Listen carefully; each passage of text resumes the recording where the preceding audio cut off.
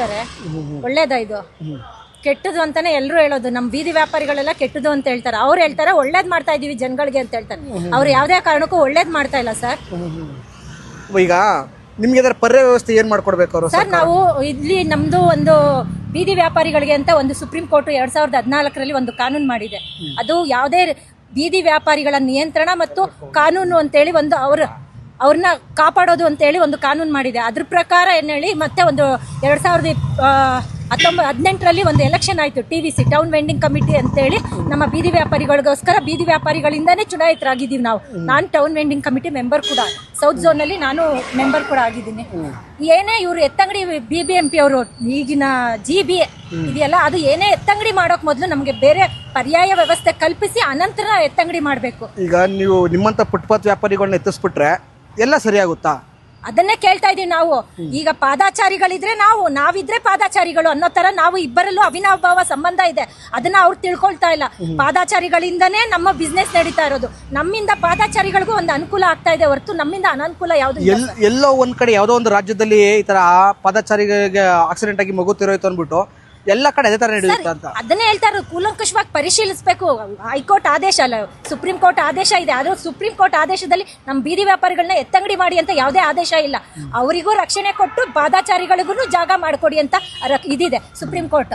ಆದ್ರೆ ಇವ್ರು GB ಅವ್ರು ಏನ್ ಹೇಳ್ತಿದ್ದಾರೆ, ಸುಪ್ರೀಂ ಕೋರ್ಟ್ ಆರ್ಡರ್ ಆಗಿದೆ, ಅದಕ್ಕೆ ಎಲ್ಲಾ ಇದು ಫುಟ್ಪಾತ್ ವ್ಯಾಪಾರಿಗಳನ್ನ ತೆರವುಗೊಳಿಸ್ತಾ ಇದೀವಿ ಅಂತ ಎಲ್ಲಾ ಕಡೆ. ಯಾವ್ದು ಉತ್ತಮವಾದ ಸರ್ಕಾರ ಯಾವುದು? ಯಾರು ಎಚ್ಚೆತ್ತವಾಗಿ ಈ ತರ ಜನಪರ ಕೆಲಸ ಮಾಡಿದ ಯಾವ ಸರ್ಕಾರ? ಸರ್ ಯಾವ ಸರ್ಕಾರ ಅಂತ ಹೇಳಲ್ಲ, ಅವ್ರವ್ರ ಅನುಕೂಲಕ್ಕೆ ಅವ್ರವ್ರ ಮಾಡ್ಕೊಳ್ತಾರೆ ಸರ್. ನಮ್ಮ ಪರವಾಗಿ ಯಾವುದೇ ಸರ್ಕಾರ ನಿಂತಿಲ್ಲ ಸರ್ ಇದುವರೆಗೂ. ಇದು ವ್ಯವಸ್ಥೆ ಈಗ ಕೃಷ್ಣ ಬರೋರಾಗಿರ್ಬೋದು, ಕಾಂಗ್ರೆಸ್ ಸರ್ಕಾರ DK ಶಿವಕುಮಾರ್ ಆಗಿರ್ಬೋದು, ಇದನ್ನ ಕೊಟ್ಟಿರೋ ಪರ್ಯಾಯ ವ್ಯವಸ್ಥೆ ಇಲ್ಲದೇ ನಿಮ್ಗೆ ಈ ತರ ಗಡುವು ಕೊಟ್ಟಿರೋದು ಸರಿನಾ ತಪ್ಪ? ಅವ್ರು ಏನ್ ವ್ಯವಸ್ಥೆ ಮಾಡ್ಕೋಬೇಕಿತ್ತು ಮುಂಚಿತವಾಗಿ? ಸರ್ ಮುಂಚಿತವಾಗಿ ಎಲ್ಲ ಬೀದಿ ವ್ಯಾಪಾರಿಗಳ ಅದೇ ಟೌನ್ ವೆಂಡಿಂಗ್ ಕಮಿಟಿ ಅಂತಾನೆ ಇದೆಯಲ್ಲ, ಅದ್ರಲ್ಲಿರೋ ಮೆಂಬರ್ಗಳನ್ನ ಕರೆದು ಅವ್ರದ ಏನಿದೆ ನಿಮ್ಮ ಅಂದ್ರೆ ನಿಮ್ಮ ಬೇಡಿಕೆಗಳೇನಿದೆ ಅಥವಾ ನಿಮ್ಗೆ ಯಾವ ತರ ನಡಿಬೇಕು, ಯಾವ ತರ ಆದ್ರೆ ಯಾವ ಜಾಗದಲ್ಲಿ ಕೂತ್ಕೊಂಡ್ರೆ ನಿಮ್ದು ವ್ಯಾಪಾರ ಆಗತ್ತೆ, ಯಾವ ರೀತಿ ಅಂತೇಳಿ ಅವ್ರನ್ನ ಕೇಳಿ ತಿಳ್ಕೊಂಡು ಅದ್ರ ನಂತರ ಪರ್ಯಾಯ ವ್ಯವಸ್ಥೆ ಕಲ್ಪಿಸ್ಕೊಂಡು. 79 ಮಳಿಗೆ ಇದೆ, ಪಾಲಿಕೆ ಬಜಾರ್ ಇದೆ, ಹೈಟೆಕ್ ಆಗಿ ಮಾಡ್ಕೊಟ್ಟಿದೀವಿ, ಯಾರು ಅಲ್ಲಿಗೆ ಹೋಗ್ತಾ ಇಲ್ಲ. ಖಂಡಿತ ಸರ್, ಅದನ್ನ ಯಾರಿಗೂ ಹಂಚಿಕೆ ನಮ್ಮ ಬೀದಿ ವ್ಯಾಪಾರಿಗಳಿಗೆ ಅಂತ ಹಂಚಿಕೆ ಮಾಡಿಲ್ಲ ಸರ್. ಇದು ಯಾರಿಗೂ ಹಂಚಿಕೆ ಮಾಡಿದಾರೆ? ಯಾರಿಗೂ ಮಾಡಿಲ್ಲ ಸರ್, ಅನಾಥರೈಸ್ಡ್ ಆಗಿದೆ ಅದು. ಯಾರು ಅಂಗಡಿಗಳು ಹಾಕಿಲ್ಲ? ಇಲ್ಲ ಸರ್. ಏನಕ್ಕೆ ಮಾಡಿದ್ರು? ಮತ್ತೆ ಕೋಟ್ಯಾಂತರ ರೂಪಾಯಿ ಹಣ ಖರ್ಚು ಮಾಡಿ ಸಾರ್ವಜನಿಕರಿಗೆ ಕೋಟ್ಯಾಂತರ ರೂಪಾಯಿ ಸರ್ಕಾರನ ನೀವೇ ಕೇಳ್ಬೇಕು ಅದನ್ನ ಏನಕ್ಕೆ ಅಂತ ಹೇಳಿ. ನಿಮ್ ದುಡ್ಡು, ನಿಮ್ ಸರ್ಕಾರ, ನಿಮ್ ಟ್ಯಾಕ್ಸ್ ದುಡ್ಡನ್ನ ಅಷ್ಟೊಂದು ಕೋಟ್ಯಾಂತರ ರೂಪಾಯಿ ದುಡ್ಡು. ಹೌದು, ನಾವೇ ಹೇಳ್ತಾ ಇದೀವಲ್ಲ. ಈಗ ನಾನು ಒಂದು ಬಟ್ಟೆ ತರ್ತಾ ಇದೀನಿ, ಅದ್ರ ಟ್ಯಾಕ್ಸ್ ಕಟ್ಟಿನೇ ನಾನು ಬಟ್ಟೆ ತಂದು ಇಲ್ಲಿ ವ್ಯಾಪಾರ ಮಾಡ್ತಾ ಇರೋದು. ಆ ನಮ್ ಟ್ಯಾಕ್ಸ್ ದುಡ್ಡನ್ನೇ 13 ಕೋಟಿನೋ 14 ಕೋಟಿ ಅಂತ ಹೇಳ್ತಾರೆ. ಆ ಕೋಟಿ ತುಂಬಾ ದುಂದು ವೆಚ್ಚ ಆಗ್ಬಿದ್ದಿದೆ. ಕಳೆದ ವಾರ ಅಷ್ಟೇ JCP ಎಲ್ಲ ನುಗ್ಸಿದ್ರು ನಿಮ್ಮ ಅಂಗಡಿಗಳ ಮೇಲೆ. ಬಟ್ ನೀವು ಇನ್ನು ಜಾಗ ಬಿಟ್ಕೊಟ್ಟಿಲ್ಲ. ಇನ್ನು ಖಂಡಿತ ಬಿಡಲ್ಲ ಸರ್, ಇದು ನಮ್ಮ ಹಕ್ಕು ಸರ್. ಬೀದಿ ವ್ಯಾಪಾರ ನಮ್ಮ ಹಕ್ಕು, ನಮ್ಮ ಜೀವನೋಪಾಯ ಇದೆ, ಇದರಿಂದಾನೇ ನಮ್ಮ ಜೀವನ. ಅದರಿಂದ ನಾವು ಯಾವುದೇ ಇನ್ನೊಂದು ಎಕ್ಸಾಂಪಲ್ ತೋರಿಸ್ತೀನಿ ಹೇಳಿ ಸರ್. ಅಲ್ಲಿ ಪಾದಚಾರಿ ಇನ್ನೂ ಚಪ್ಪಲಿ ಅಂಗಡಿ ಫುಟ್ಪಾತ್ ಅಲ್ಲಿ ಇಟ್ಕೊಂಡಿದ್ದಾರೆ.